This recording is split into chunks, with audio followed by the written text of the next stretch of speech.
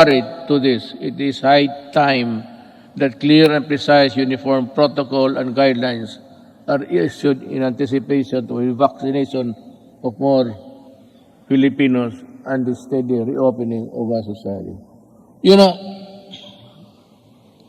pagpasensya ninyo ako, I ask, I beg your kind indulgence. But I have to say, to talk about something which would affect us all.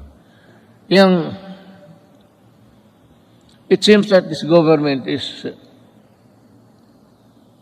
too far away from the people. Yung serbisyo talaga na totoo.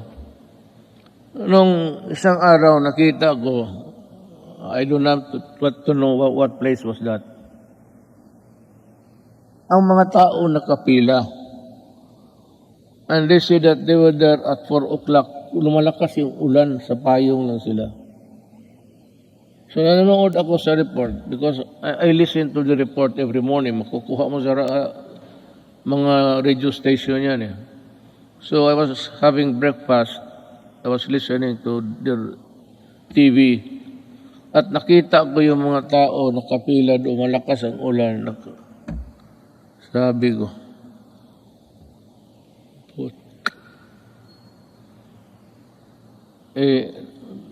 doon sa breakfast table, nagmura ako. Pero dito, good boy man ako kay may mga religious dyan. Baga.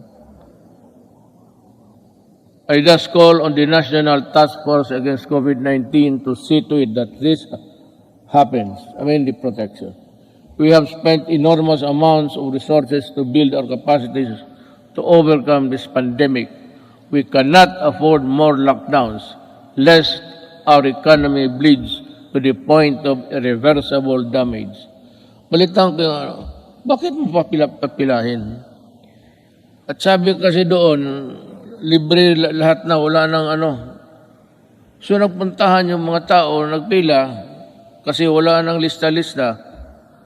Pero sabi mo, ito, alas 4 pa sila.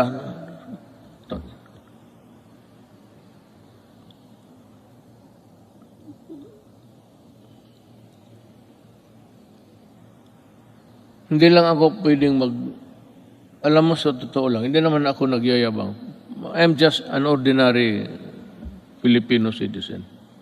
Just like you, I get hurt when people are nearly almost brutalized.